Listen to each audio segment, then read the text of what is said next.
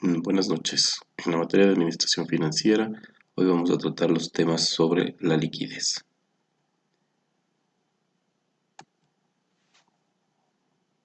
Para empezar, vamos a conversar sobre el capital de trabajo.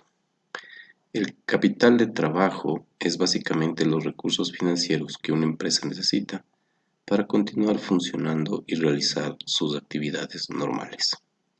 El capital de trabajo es una herramienta que asegura que su negocio continuará operativo incluso enfrentándose a una escasez de recursos para pagar sus gastos básicos, y es por eso que es crucial que usted, como líder de negocios, sepa calcular y acumular el capital de trabajo esencial para que su negocio pueda continuar operativo.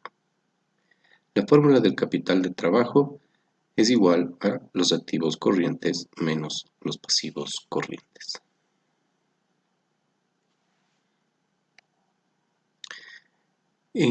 Para un adecuado capital de trabajo existen algunas reglas o principios que se deben cumplir.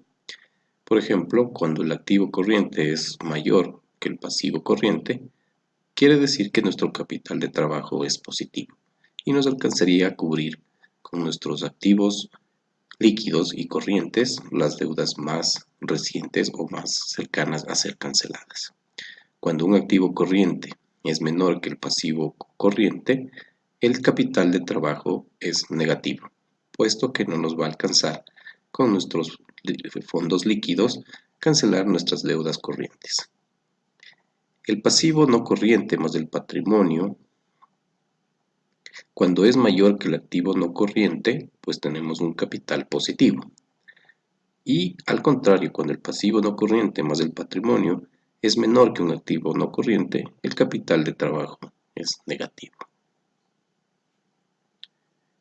En este gráfico podemos ver el ciclo de explotación empresarial, que todo empieza con las existencias que son vendidas a los clientes, que son estos recuperados por medio de los cobros, que ingresan a tesorería, se pagan a los proveedores y la producción vuelve para crear más existencias que van a ser vendidas durante el proceso productivo de la compañía. Como ustedes pueden ver, este ciclo es repetitivo durante toda la existencia de la compañía.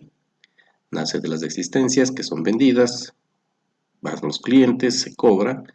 Con esto sirve como flujo de efectivo para pagar a los proveedores y otra vez comprar mayor cantidad de materia prima para volver a crear existencia o inventarios. Las necesidades operativas de fondos NOF. ¿Qué es el NOF? Es la necesidad de fondos que se necesitan para poder operar la empresa. ¿Cuánto dinero necesito para lograr administrar el día a día del negocio? La fórmula del NOF o la necesidad operativa de fondos está dada por la caja más las cuentas por cobrar más inventarios menos los recursos espontáneos. Los activos circulantes son la caja, la cuenta por cobrar y los inventarios. Es decir, son los activos más líquidos que posee una compañía.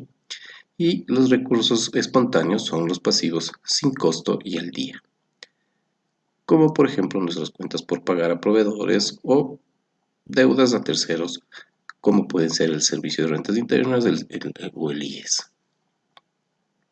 Cuando existe un crecimiento en ventas, el NOF también sufre un crecimiento. En este ejemplo tenemos una caja de $100 más unas cuentas por cobrar de 150 más inventario es igual de 50 es igual a 300. Y las cuentas por pagar más de CRI y otros proveedores tenemos 100. Los 300 menos los 100 nos da los 200, que es la necesidad operativa de fondos. En esta gráfica podemos encontrar la división de los estados financieros para el cálculo del NOF. Como ustedes pueden ver, el activo fijo está separado por ser un activo no corriente. En cuanto a los activos circulantes, operativos, podemos tener las existencias, los clientes, tesorería, ciclo de explotación y más o menos la T, que es la tesorería excedente. Esta tesorería es que no está relacionada con el giro de explotación. En cambio, en el lado de los pasivos, tenemos los pasivos, el patrimonio neto más el pasivo fijo.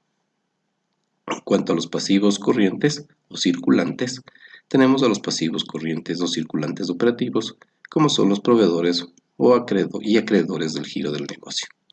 Esto más o menos una deuda negociada a corto plazo. Por lo tanto, tenemos que el NOV es igual a los activos circulantes operativos menos los pasivos circulantes operativos, que nos da una deuda a corto plazo.